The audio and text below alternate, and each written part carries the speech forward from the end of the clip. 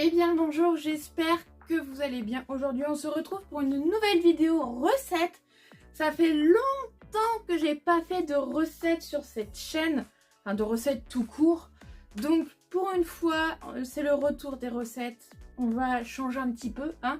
Donc aujourd'hui je vais vous faire une vidéo recette de brownie protéiné sans sucre, sans beurre, avec des protéines. Voilà, protéiné. J'ai trouvé une recette sur internet, par hasard, sur la page d'annonce de Google. Vous savez, quand vous allez sur Google, vous avez plein d'articles que vous pouvez lire. Par hasard, je suis tombée dessus et c'était une recette de brownie sans sucre et sans beurre. Il n'y avait pas de protéines. Une recette de amabenz.net. Donc en fait, le site proposait la recette d'un post qui venait d'Instagram, de reposter sa recette sur un site internet. Et donc, il proposait la recette, comment on faisait, etc. Et moi, j'ai voulu la refaire à ma sauce. Je vous mettrai le Instagram dans la description si je le retrouve, hein, parce que faut que je le trouve sur Instagram. Et donc, comme c'est sans sucre et sans beurre, ça m'arrangeait bien. Mais il manquait un petit truc, il manquait des protéines. Donc, j'ai voulu refaire cette recette à ma sauce en respectant la recette, mais en y rajoutant de la protéine. Voilà, donc n'hésitez pas à me dire si vous refaites la recette. Je m'excuse d'avance, dans ma cuisine, ça résonne. Même avec un micro, le son n'est pas terrible. Donc, je vous préviens. Et c'est possible aussi qu'on entende le four et le micro-ondes en arrière-plan. Voilà, donc si jamais vous entendez du bruit, c'est normal.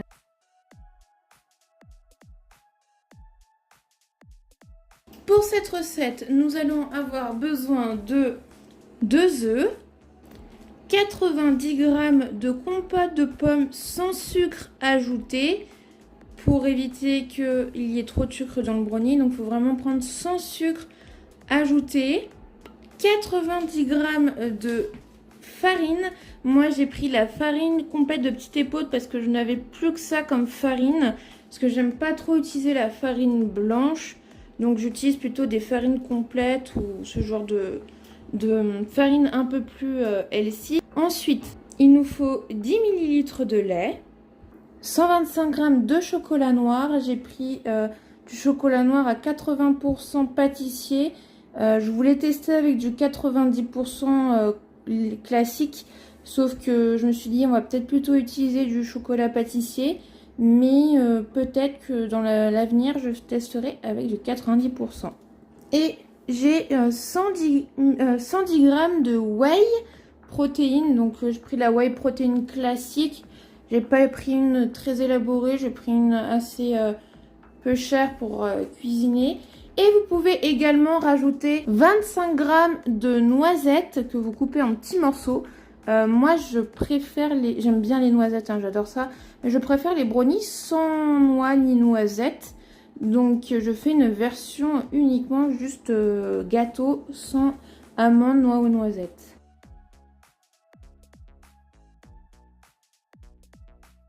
Pour commencer, donc depuis tout à l'heure vous entendez le four, j'ai fait préchauffer à 180 degrés pour la cuisson. Donc pour commencer, on va faire fondre le chocolat noir. Donc soit vous pouvez le faire fondre au bain-marie, soit vous pouvez le faire fondre au micro-ondes par tranche de 30 secondes. Donc moi je vais le faire au micro-ondes. Donc j'ai mes 125 g de chocolat noir, hop là, je les mets dans un saladier et ça part au micro-ondes par tranche de 30 secondes.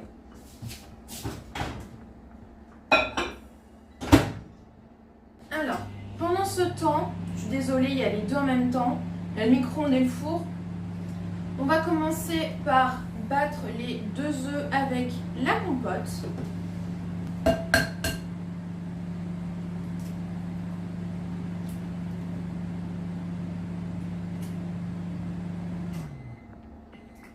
Hop là. Donc, une fois qu'on a mis les 2 œufs, nous allons mettre les 90 g de compote. Voilà. Et on va les battre en même temps.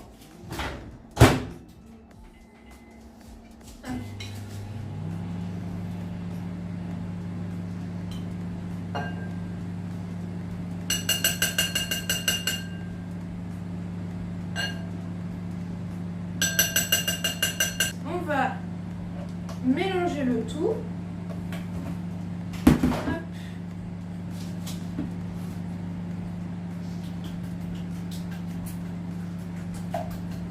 Hop là, donc je vérifie mon chocolat en même temps. Hop.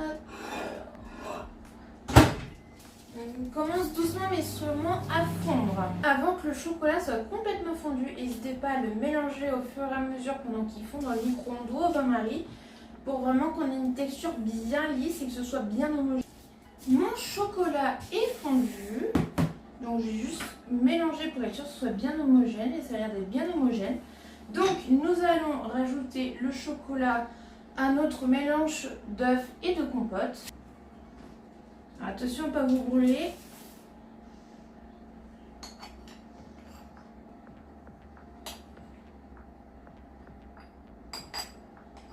Donc on va bien mélanger le chocolat et notre mélange d'œufs et de compote.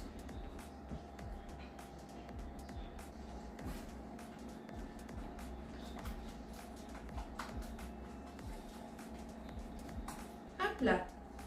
Donc, une fois que vous avez une pâte bien homogène, il faut ajouter la farine et la whey.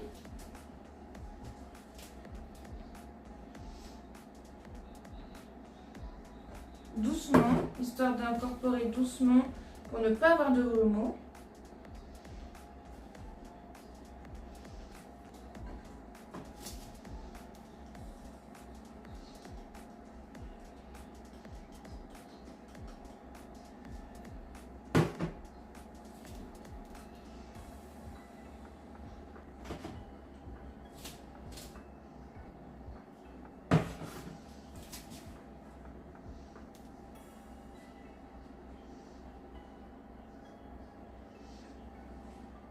En même temps que vous incorporez la farine et la whey, vous pouvez incorporer le lait en même temps.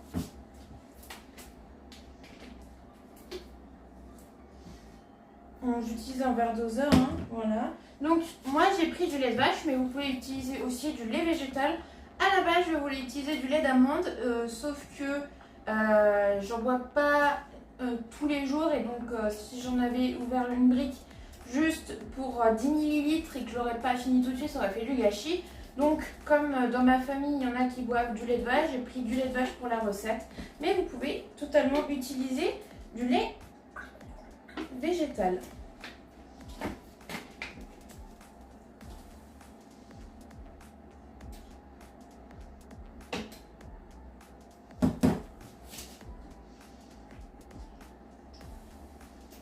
Je vais rajouter les 90 g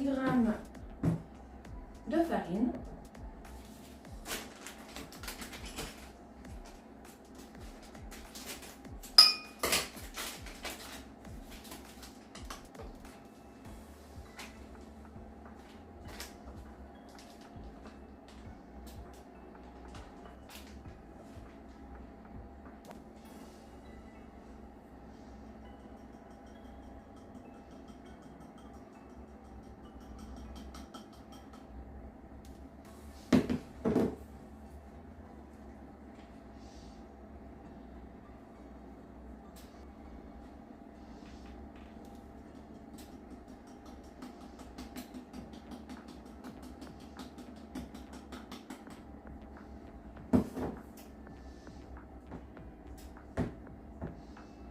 Si jamais pendant que vous incorporez la whey et la farine, la pâte est un peu trop épaisse, vous pouvez rajouter un tout petit peu de lait. Vous pouvez remettre 10 ml parce que c'est vraiment pas grand chose, 10 ml.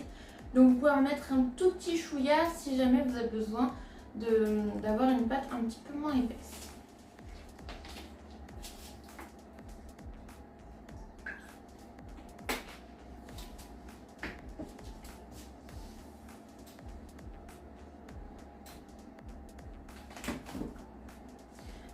Une fois que votre pâte est prête, vous allez pouvoir la mettre au four. Au préalable, il faut prendre un petit moule, de préférence carré ou rectangulaire car j'en ai pas. J'en ai pris un rond mais c'est pas ce qu'il y a de mieux. Le mieux c'est un carré ou rectangulaire. Et vous allez mettre du papier sulfurisé pour éviter de mettre du beurre pour éviter de rajouter du gras et des calories à ce brownie protéiné, sinon ça perd un peu son intérêt. Donc n'hésitez pas à mettre du papier sulfurisé.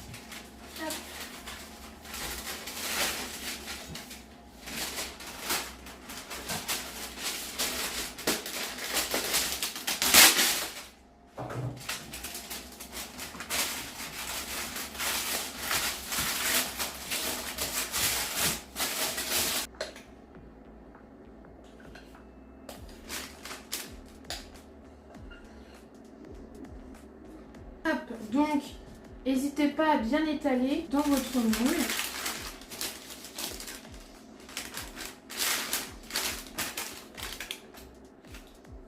Une fois que vous avez bien étalé votre pâte, vous n'avez plus qu'à mettre le brownie au four pendant 12 minutes.